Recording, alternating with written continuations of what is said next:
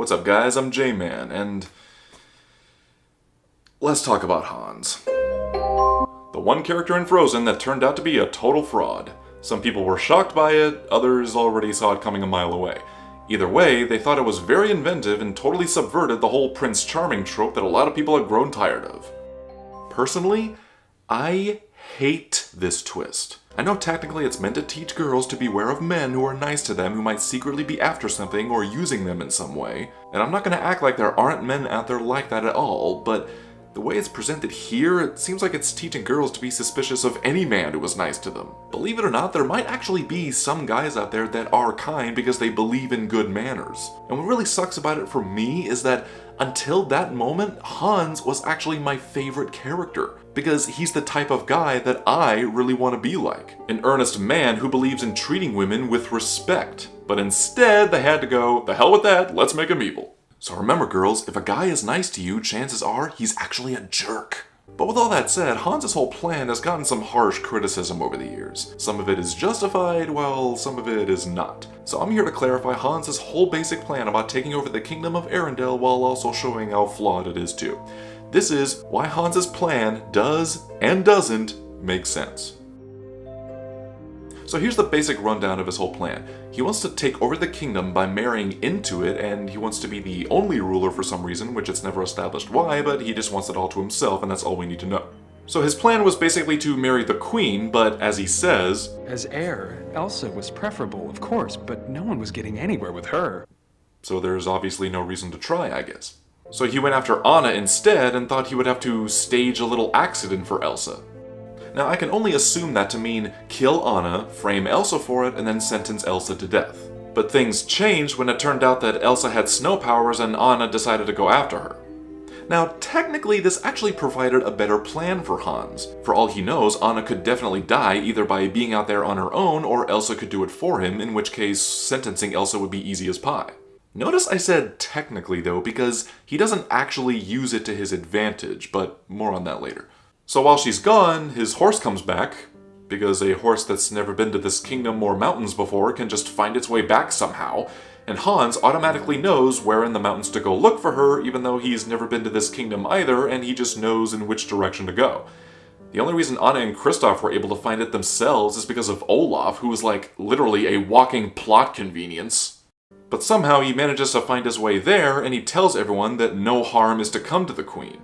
Now, a lot of people have criticized this scene saying, why would he say that? He wants to kill her himself anyway. And why would he stop this guy from killing her? It wouldn't have been his fault, why bother? Well, believe it or not, that's actually kind of the point. Remember, he wanted to be the one to kill Elsa because he wanted to be the hero who brought back Summer. The actual problem with this scene is, why doesn't he just kill her here? His whole plan was to stage an accident for Elsa.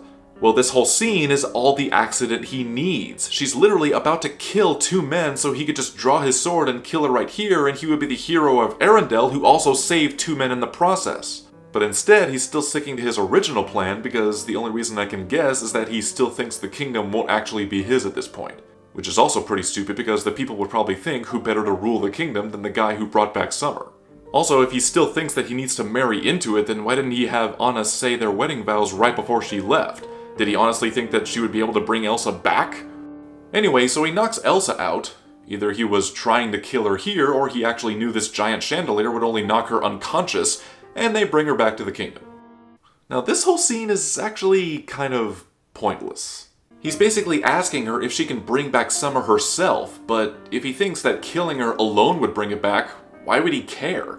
In fact, he could also just kill her here and lie about it and say that she attacked him and he defended himself. My only guess is that he still needed to confirm whether Anna was still alive or if she actually killed her. And even then, there's really no reason to ask her if she can bring back Summer.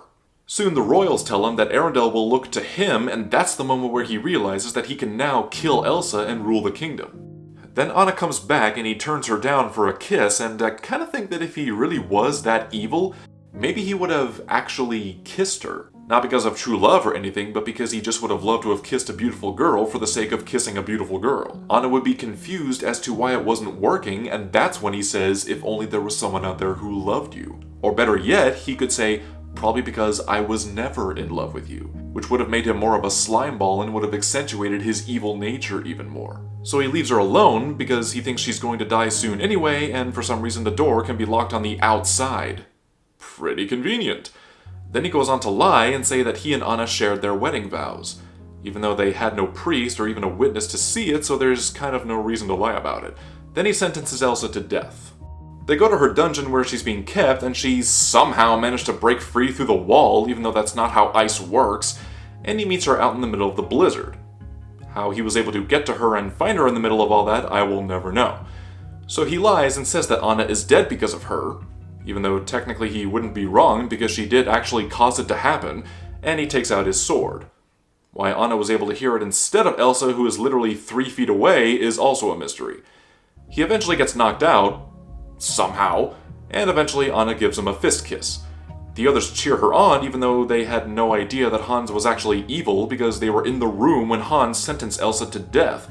And if the argument is that they figured out that he lied about Anna being dead, well then if anything they should just be confused about the whole thing because they supported him the whole time. Why would they all of a sudden assume that he was full of shit? Anyway, so they ship him off to prison, and that's the story of Hans. So that's the basic rundown of Hans's whole plan. What do you think of it? Whatever it is, don't be shy, leave a reply. Also be sure to follow me on Facebook and Twitter, and please support me on Patreon. All links are down below. And if you like this video, you can like, comment, and subscribe to the J-Man. Keep looking deep.